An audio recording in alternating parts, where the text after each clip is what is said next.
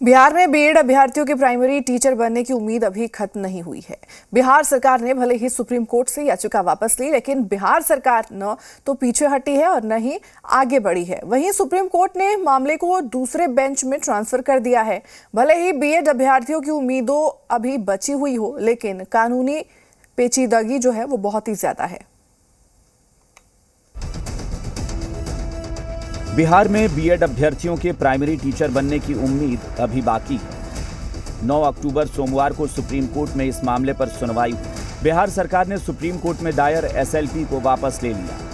याचिका वापस लेने के मायने भी बताएंगे, पहले खबर समझिए। सुप्रीम कोर्ट में जस्टिस एएस बोपन्ना और जस्टिस एमएम सुंदरेश की बेंच में सुनवाई हुई। जस्टिस एएस बोपन्ना ने चीफ जस्टिस को मामला ट्रांसफर करने की बात कही, ताकि चीफ जस्टिस इस केस को जस्टिस अनिरुद्ध बेंच को ट्रांसफर कर सके। दरअसल जस्टिस अनिरुद्ध के बेंच ने ही इसी साल अगस्त में एनसीटीई के 2018 के उस नोटिफिकेशन को रद्द कर दिया था, जिसके जरिए बीएड कैंडिडेट प्राइमरी टीचर्स बन सकते थे। यानी अब इस केस की सुनवाई जस्टिस अनिरुद्ध की बेंच में हो सकती है। याचिकाकर्ता से पूरा मामला समझिए।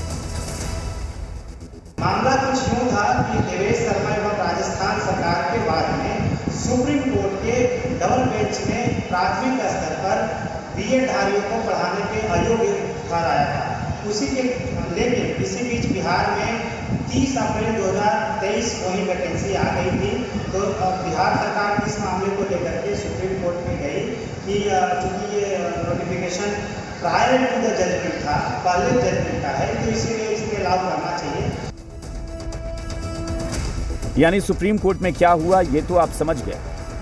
अब बिहार सरकार के एसएलपी वापस लेने का मतलब समझिए। याचिकाकर्ता के वकील प्रशांत भूषण ने कोर्ट को बताया कि हमारी एक फ्रेश रिट याचिका अभी पेंडिंग है, जिसकी सुनवाई 13 अक्टूबर शुक्रवार को होनी है। इसलिए बिहार सरकार के वकील ने अपना एसएलपी वापस ले लिया। बिहार सरकार के वकील की दलील थी कि बीएड योग्यताधारियों की रिट याचिका पेंडिंग है। 13 अक्टूबर को बिहार सरकार भी अपनी बात रखेगी। हमारे वकील बीएड की तरफ से जो वकील प्रशांत भूषण सर थे, उन्होंने कोर्ट को बताया कि हमारी फ्रेश रिट याचिका अभी पेंडिंग है, जिसकी सुनवाई शुक्रवार को होनी है। तो बिहार सरकार के वकील ने अपना जो एसएलपी है उसको वापस यह कहते हुए ले लिया कि मैं भी फ्रेश ये जो रिट पिटीशन है इसी में टैग होकर के अपनी बात करूँगा।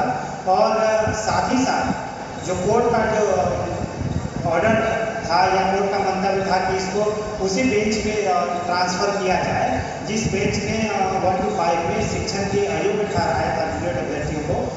तत्क्षण बिहार सरकार के अधिवक्ता ने यह फैसला लिया कि नहीं, जो हमारा रिट पिटीशन जो पेंडिंग है बीएड अभ्यर्थियों का 13 तारीख को, उसके साथ हम अपनी बात रखेंगे।